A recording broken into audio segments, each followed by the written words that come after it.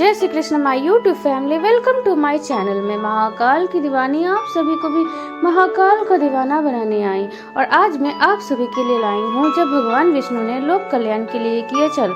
तो वीडियो को ध्यान से सुनिएगा बिना स्किप करके, और अगर आप मेरे चैनल पर नए हैं तो मेरे चैनल को बेल आइकन प्रेस करके सब्सक्राइब कर लीजिएगा।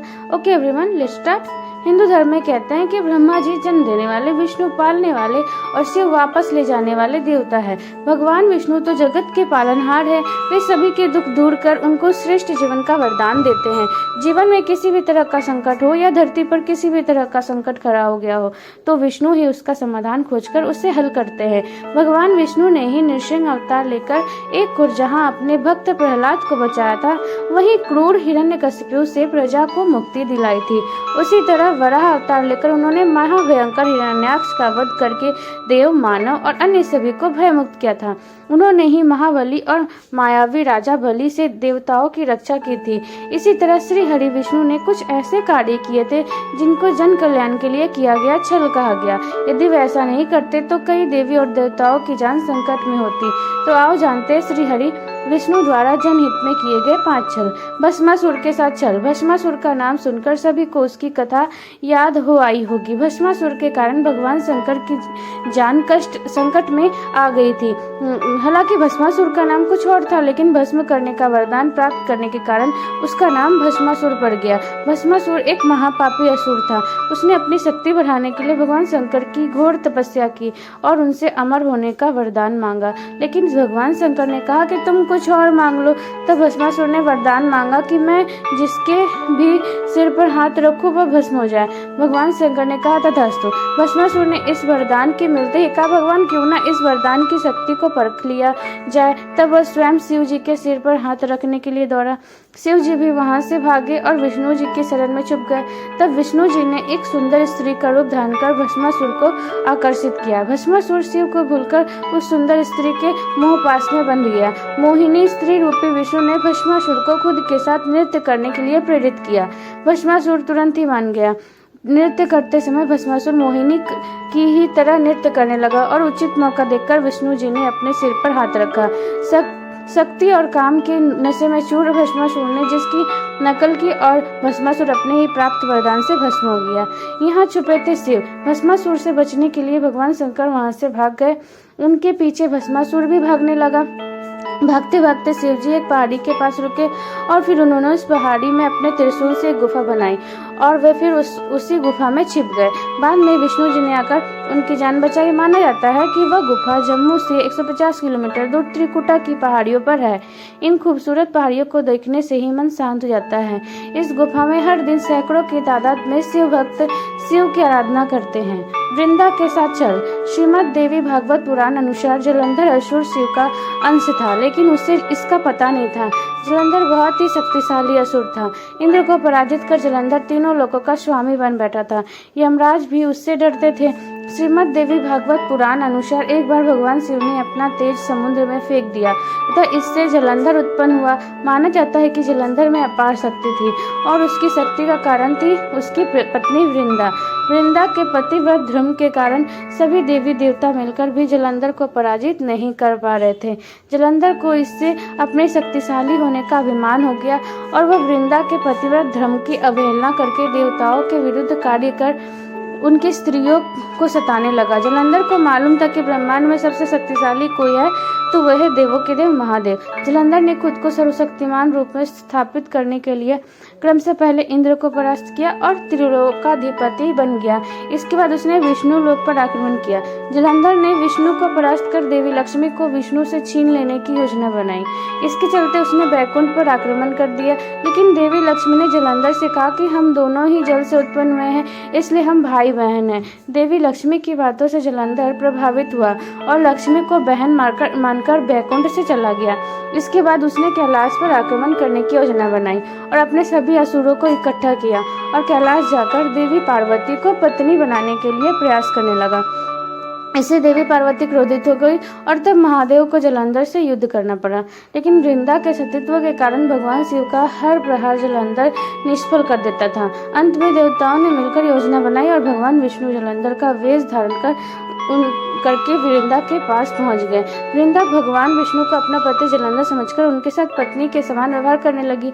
इससे वृंदा का पतिव्रत धर्म टूट गया और शिव ने जलंधर का वध कर दिया। विष्णु द्वारा सतीत्व भंग किए जाने पर वृंदा ने आत्मदाह कर लिया। तब उसकी राख के ऊपर तुलसी का एक पौधा जन्मा। तुलसी देवी वृंदा का ही स्वरूप है, जिसे भगवान विष्णु लक्ष्मी से भी अधिक प्रिय मानते हैं। भारत के पंजाब प्रांत में वर्तमान जालंधर नगर जालंधर के नाम पर ही है। जालंधर में आज भी असुर राज जालंधर की पत्नी देवी वृंदा का मंदिर मोहल्ला कोट किशनचंद में स्थित है। मान्यता है कि यहाँ एक प्राचीन गुफा थी जो सीधी हरिद्वार तक जाती थी। माना जाता है कि प्राचीन काल में इस नगर के आसपास 12 तालाब हुआ करते थे। नगर में जाने के लिए नाव का सहारा लेना पड़ता था। मोहिनी बनकर किया असुरों के साथ छल। जब इंद्र दैत्यों के राजा बलि से युद्ध में हार गए, तब हताश और निराश हुए देवता ब्रह्मा जी को साथ लेकर श्री हरि विष्णु के आश्रम में आ गए और उनसे अपना सर्वलोक वापस पाने के लिए प्रार्थना करने लगे। श्री हरि ने कहा कि आप सभी देवतागण दैत्यों से सुलह कर ले और उनका सहयोग पाकर मंदरांचल को मथानी तथा वासुकी नाग को रस्सी बनाकर क्षीर सागर का मंथन करें। समुद्र मंथन से जो अमृत प्राप्त होगा उसे पिलाकर मैं आप सभी देवताओं को अजर अमर कर दूंगा। तत्पश्चात ही देवता दैत्यों का विनाश करके पुनः स्वर्ग का आधिपत्य पा सकेंगे।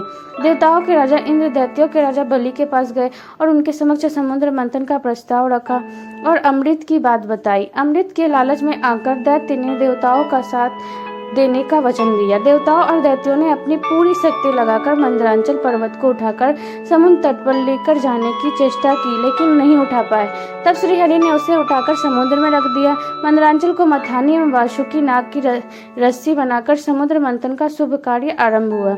शिव विष्णु की नजर मथानी पर पड़ी, जो कि अंदर की ओर धंसती चली जा रही थी। यह देखकर उन्होंने स्वयं कच्छप बनकर अपनी पीठ पर मंदरांचल पर्वत को रख लिया। तत्पश्चात समुद्र मंथन से लक्ष्मी, कौस्तुभ, पारिजात, सूरा, धन्वंतरी, चंद्रमा, पुष्पों के रावत, पांचजन्य, शंख, रंभा, कामधेनु, उचेश्वा और अंत में अमृत कुंभ निकले, जिसे लेकर धन्वंतरी जी आए। उनके हाथों से अमृत कलश छीनकर दैत्य भागने लगे ताकि देवताओं से पूर्व अमृत पान कर वे अमर हो जाए। दैत्यों के बीच कलश के लिए झगड़ा हो गया और देवता हताश खड़े थे। श्री विष्णु अति सुंदर नारी का रूप धारण करके देवता और दैत्यों के बीच पहुंच गए और उन्होंने अमृत को समान रूप से बांटने का प्रस्ताव रखा। दैत्यों ने मोहित होकर अमृत का कलश श्री विष्णु को सौंप दिया। मोहिनी रूपधारी विष्णु ने कहा कि मैं जैसे भी विभाजन का कार्य करूं, चाहे वह उचित हो या अनुचित, तुम लोग बीच में बाधा उत्पन्न ना करने का वचन दो, तभी मैं इस काम को करूंगी।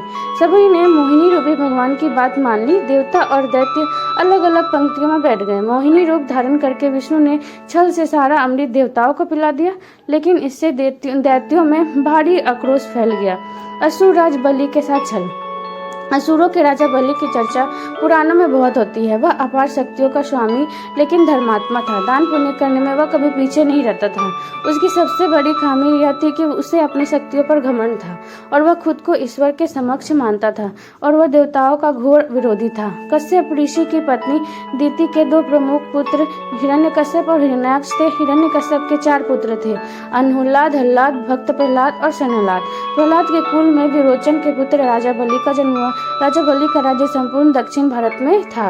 उन्होंने महाबलीपुरम को अपनी राजधानी बनाया था। आज भी केरल में ओणम का पर्व राजा बलि की याद में ही मनाया जाता है। राजा बलि ने विश्व विजय की सोचकर अश्वमेघ यज्ञ किया और इस यज्ञ के चलते उसकी प्रसिद्धि चारों ओर फैलने लगी। अग्निहोत्र सहित उसने 98 यज्ञ संपन्न कराए थे और इस तरह उसके राज्य और शक्ति का विस्तार होता ही जा रहा था। तब उसने इंद्र के राज्य पर चढ़ाई करने की सोची। इस तरह राजा बलि ने 99 यज्ञ की घोषणा की और सभी राज्यों और नगरवासियों को निमंत्रण भेजा। देवताओं की ओर गंधर्व और यक्ष होते थे तो दैत्यों की ओर दानव और राक्षस। अंतिम बार हिरण्यकश्यप के पुत्र प्रहलाद और उनके पुत्र राजा बलि के साथ इंद्र का युद्ध हुआ और देवता हार गए। तब संपूर्ण जम्बू द्वीप पर असुरों का राज हो गया। तब लेना पड़ा वामन अवतार। वामन ऋषि कश्यप तथा उनकी पत्नी अदिति के पुत्र थे। वे अदितियों में 12वें थे। ऐसी मान्यता है कि वे इंद्र के छोटे भाई थे और राजा बलि के सौतेले भाई। विष्णु ने इसी रूप में जन्म लिया था। देवता बलि को नष्ट करने में असमर्थ थे। बलि ने देवताओं को यज्ञ करने जितनी भूमि ही दे रखी थी। तब सभी देवता विष्णु की शरण में गए। विष्णु ने कहा कि वह भी बलि भी उनका भक्त थे, फिर भी वे कोई युक्ति सोचेंगे तब विष्णु ने अदिति के यहाँ जन्म लिया। और एक दिन जब बलि यह की योजना बना रहा था तब वे ब्राह्मण वेश में वहाँ दान लेने पहुँच गए। उन्हें देखते ही शुक्राचार्य उन्हें पहचान गए। शुक्र ने उन्हें देखते ही बलि से कहा कि वे विष्णु है, मुझसे पूछे बिना कोई भी वस्तु उन्हें दान मत करना। लेकिन बलि ने शुक्राचार्य की बात नहीं सुनी और वामन के दान मांगने पर उनको 3 पग भूमि दान में दे दी। जब जल छोड़कर सब दान कर दिया गया तब ब्राह्मण वेश में वामन भगवान ने अपना विराट रूप दिखा दिया।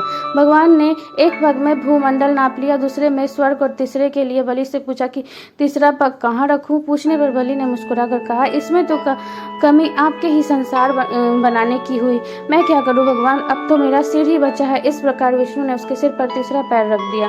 उसकी भक्ति से प्रसन्न होकर विष्णु ने उसे पाताल में रसातल का कलयुग के अंत तक राजा बने रहने के वरदान दे दिया। तब बलि ने विष्णु से एक और वरदान मांगा। राजा बलि ने कहा कि भगवान, यदि आप मुझे पाताल लोक की राजा बना ही रहे हैं तो मुझे वरदान दीजिए कि मेरा साम्राज्य शत्रुओं के प्रपंचों से बचा रहे और आप मेरे साथ रहे। अपने भक्त के अनुरोध पर भगवान विष्णु ने राजा बलि के निवास में रहने का संकल्प लिया। पातालपुरी में राजा बलि के राज्य में 8 प्रहर भगवान विष्णु सशरीर उपस्थित रह उनकी रक्षा करने लगे और इस तरह बलि निश्चित होकर सोता था और संपूर्ण पातालपुरी में शुक्राचार्य के साथ रहकर एक नए धर्म राज्य की व्यवस्था संचालित करता है। माता पार्वती के साथ छल। माना जाता है कि बद्रीनाथ धाम कभी भगवान शिव और पार्वती का विश्राम स्थान हुआ करता था।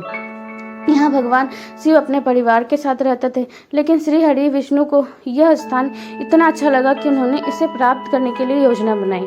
पुराण कथा के अनुसार सतयुग में जब भगवान नारायण बद्रीनाथ आए तब यहाँ बदरियों यानी बैर का वन था और यहाँ भगवान शंकर अपनी अर्धांगिनी पार्वती जी के साथ मजे से रहते थे। एक दिन श्री हरि विष्णु बालक का रूप धारण कर जोर जोर से रोने लगे। उनके रुदन को सुनकर माता पार्वती को बड़ी पीड़ा हुई। वे सोचने लगे कि इस बिहर वन में यह कौन बालक रो रहा है, यह आया कहाँ से और इसकी माता कहाँ है। यही सब सोचकर माता को बालक पर दया आ गई। तब वे उस बालक को लेकर अपने घर पहुंचे। शिव जी तुरंत ही समझ गए कि यह कोई विष्णु की लीला है।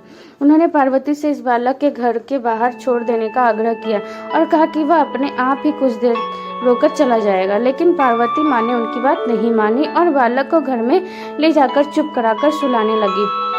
कुछ देर में बालक सो गया। तब माता पार्वती बाहर आ गई और शिव जी के साथ कुछ दूर भ्रमण पर चली गई। भगवान विष्णु को इसी पल का इंतजार था।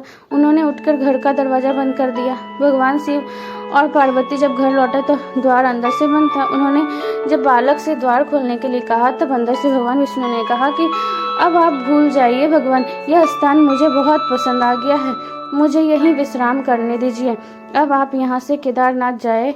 तब से लेकर आज तक बद्रीनाथ यहाँ पर अपने भक्तों को दर्शन दे रहे हैं और भगवान शिव केदारनाथ में। ओके एवरीवन, खुश रहिए, मस्त रहिए और अपनी अपनी लाइफ में व्यस्त रहिए और मेरे चैनल को सब्सक्राइब कर लीजिए।